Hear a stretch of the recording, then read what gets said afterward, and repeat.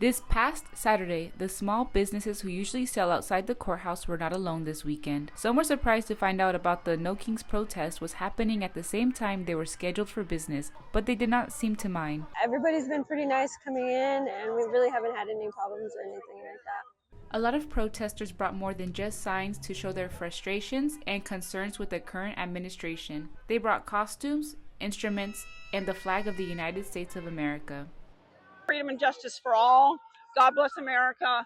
That's the reason I bring a flag, because it doesn't make sense to me when I am being accused of being not a patriot. Step Up San Marcos and Move Texas at Texas State were the two organizations that were hosting the protest. Both organizations focused on safety and nonviolent tactics while they were conducting the protest, preparing for any emergency possible. We have fire marshals on scene, and all of us know what stores and restaurants have approved to let us in.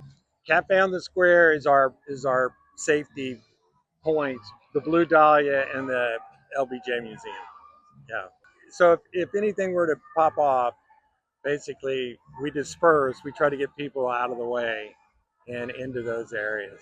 There were no counter-protesters during the official hours of the protest, but some supporters of the administration and the president did appear after hours, interviewing remaining protesters. Yeah, I totally disagree. I think Trump and his administration has done the best they could for us as American citizens by being American first.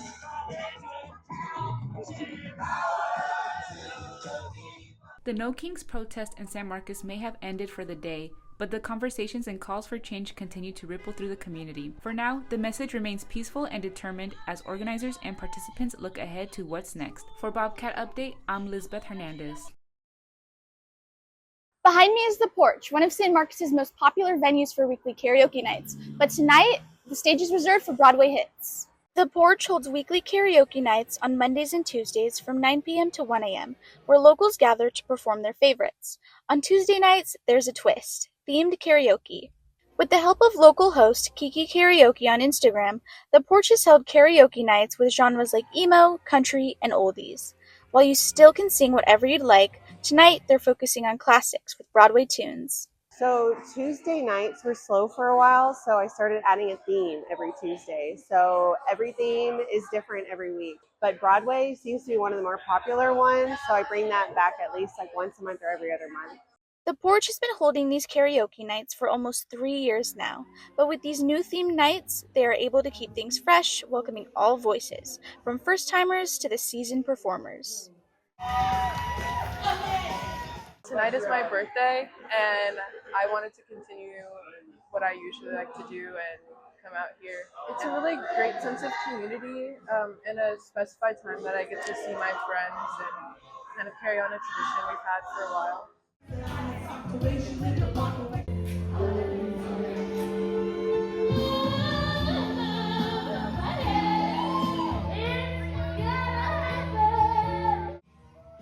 The Broadway lights may be associated with New York, but the Porch continues to keep it alive right here in San Marcos with themed karaoke nights every Tuesday.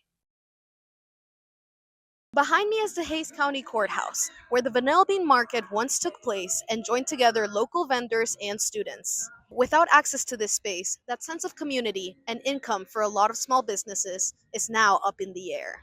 The Vanilla Bean Market, which began in 2023, is a local pop-up known for spotlighting small businesses every third Saturday of the month. However, it is no longer allowed to be held on the Hays County Courthouse grounds. Some students shared their thoughts.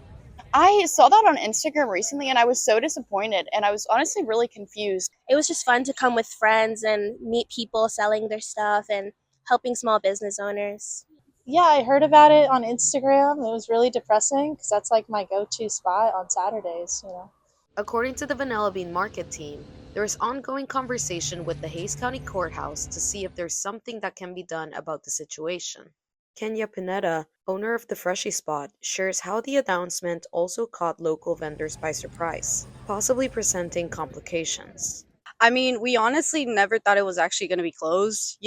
We had been hearing about that pushback from other people protesting against it for a while. I'd say maybe like even a year, to be honest. We know David personally and Cooper, so, we had been hearing it personally from them, but we really never thought that it would actually get shut down, you know? I feel like for everybody, it would affect their business. I mean, Vanilla Bean was bringing about like 75 vendors each time. You know, that's a lot of vendors, that's a lot of people, a lot of businesses that don't do other markets and, you know, focus more on Vanilla Bean because it's so big and everybody knows about it. And it being shut down, you know, it's harmful for them. Since the ban, the Vanilla Bean Market team has shared on social media that they're collaborating with the Native Blends to host their market for one night only on April 25th. Still, it is unclear whether the Vanilla Bean Market will be back. I'm Kimberly Olivas, and this has been the Bobcat Update.